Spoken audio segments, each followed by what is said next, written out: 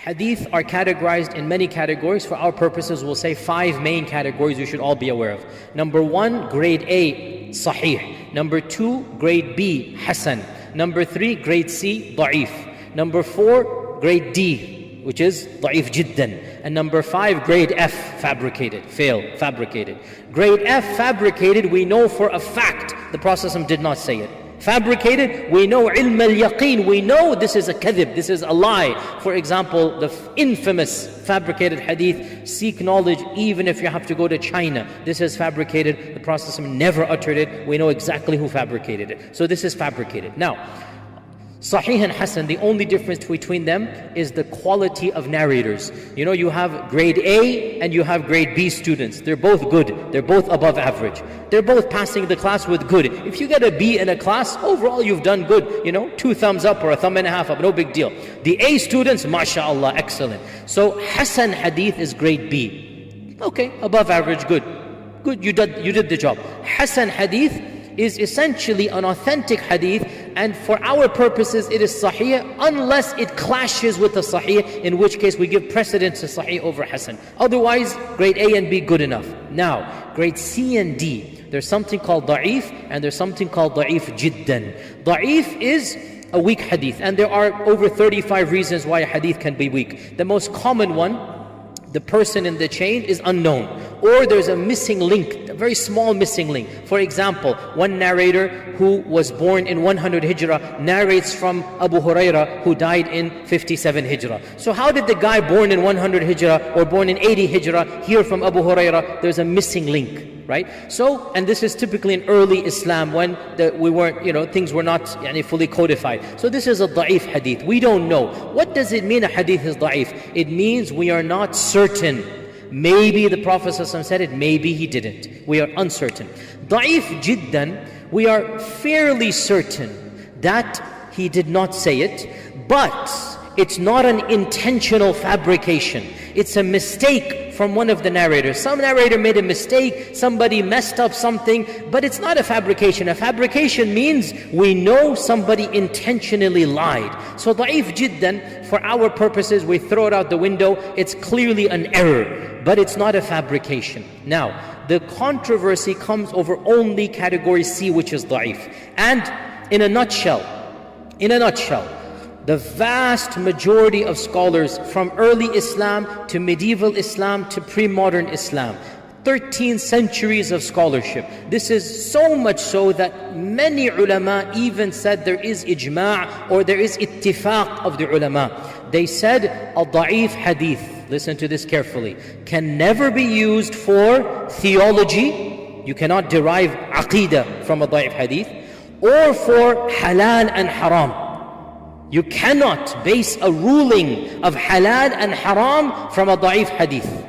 But the vast majority of scholars said you may use it in what is called nafil actions, or supererogatory, or fada'il, or encouragement. So to encourage people to do something generically good, you may use da'if hadith. And this is the explicit opinion of hundreds of ulama, and there's no time to go into them, but the most famous amongst them, beginning with Imam Ahmad ibn Hanbal himself. He said, when we narrate a hadith about halal and haram, he made a fist. He said, shaddadna, we make it strict.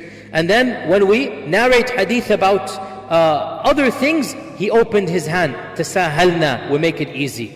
Okay, about fada'il, tasahalna, he made it easy. This is Imam Ahmad ibn Hanbal and Ibn Abd al-Barr and Imam al-Nawawi in his famous commentary on a book of the sciences of hadith.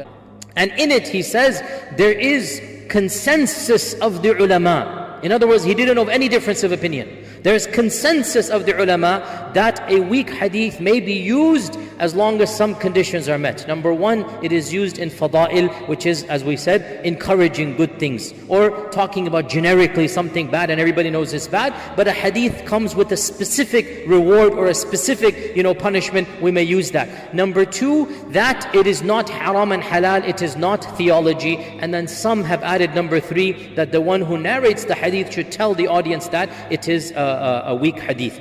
This had been the famous methodology throughout most of Islam. However, many later scholars began to be very lax and they began using da'if jiddan, maybe even fabricated hadith. And it became something very common, especially after, let's say medieval times. So let's say from around 900, 1000 Hijrah, the science of hadith, there really was no great mujaddid to come in the sciences of hadith. So scholars became very lax. If it's found in some book somewhere, we can quote it.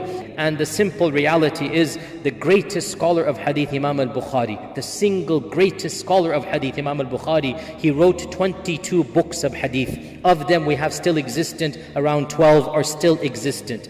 In every one of them, without exception, he used da'if hadith except one, and that is his Sahih. And so even Imam al-Bukhari, and no one can accuse him of not loving the Sunnah, and no one can accuse him of not knowing Sahih and Hasan and Da'if. In every single book of his, along with Imam Muslim wrote a number of books. He wrote Kitab al-Tamyiz, and he wrote his Muqaddimah. In his other books, Imam Muslim himself has hadith that are slightly weak. And of course he knows they're weak because they're not in his Sahih. He purposely did not put them in his Sahih. So Imam al-Bukhari wanted to give you the creme de la creme, grade A. This is my Sahih. But he fully understood that it is permissible to use da'if hadith for broader things. And the same goes for Ibn Taymiyyah, his books, and I have read hundreds of volumes of Ibn Taymiyyah. Everybody knows this, that Ibn Taymiyyah used da'if hadith all the time, not for fiqh, not for theology, but for blessings and whatnot. This is well known. And so it should be used properly. We use Imam al-Nawawi's conditions, and that is, you do not use it for haram and halal, you do not use it for theology, you use it only to encourage generic good.